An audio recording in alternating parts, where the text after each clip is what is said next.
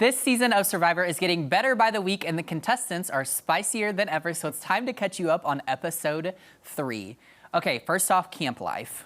Crazy stuff. Craziness. Right. The important thing, though, is we do kind of have a medical situation that's like slowly kind of coming to the surface, so why don't you tell me about that? So poor Randon wakes up one morning, and he can't grasp with his, I think it was like his right hand. Yeah. He had like they thought he pinched a nerve or something up there, so they were keeping a close medical eye on him. Yes, which he was like fine kind of at the beginning of the episode, and we'll get to how that concludes at the end of this. But so then we move into the immunity challenge. This was an exciting immunity challenge. It was this giant obstacle course in true Survivor fashion. And I love these challenges where they kind of start out in the middle of the water and slowly move their way onto the sand. And at the beginning before they all jump off the platform, you could see how the ocean was just pushing them around. Yeah, that would be really, I think, hard to work with, especially like you're depleted, you're on no food, you're exhausted, you're hot. Like there's so many factors to this. But anyway, so you see them, they kind of start on the platform, they dive in, they have to climb up onto these like boxes, if you will, then jump back in again, get over this like spinny thing, I don't really know what you call it, spinny wheel type thing. And then eventually the goal, what you're doing is you're getting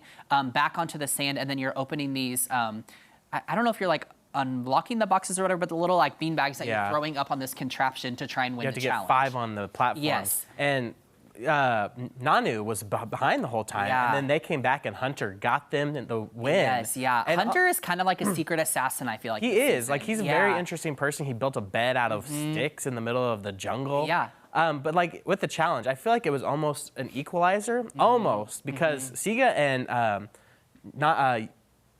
I don't know the purple tribe. I know my colors, they were very neck and neck, like just needed one. It was Charlie versus Q and Tiffany, and Charlie ended up pulling the win for Siga. So it was very, very close, though. Yeah, so we're seeing purple at the bottom again. But here's what interesting. I'm glad you said that it was kind of neck and neck, because this is one of those challenges where I don't know if you can say it for the whole challenge, but that last part, it really kind of is an equalizer. Yeah. That's kind of the buzzword we throw around a lot, because there's not really, I feel like, a perfect technique to throwing those things up on the contraption, because it's such a small little surface you're trying to get it on that it's kind of just luck, I feel like. Yeah.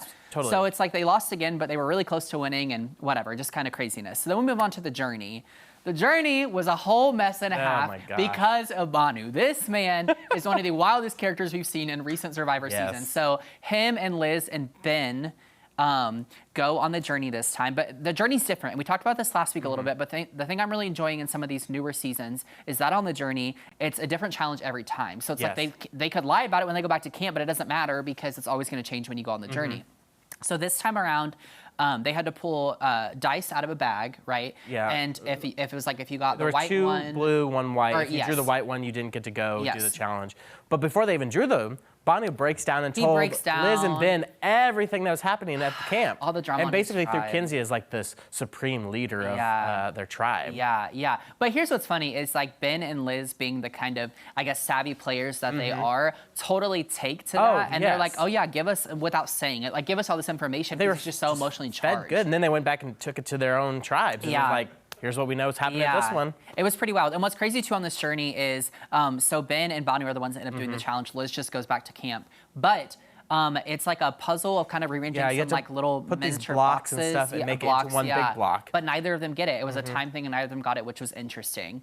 So then we have to get into, so we think that this purple tribe that's been pure chaos, Banu probably going home, but instead they go back and kind of revisit the medical situation with Randon. And so he does find out that he's going to be medically evacuated from the game because it just makes more sense. They didn't want to take any chances, which is understandable. Yeah, they didn't want to take any chances. What's crazy too is I love when Survivor is like gives us the updates after. So it did come out in some articles after that Randon did kind of have a lot of therapy and different shots and stuff that he had to go through weeks after. So it was very smart that he was pulled out of it, because sometimes you question if these make sense.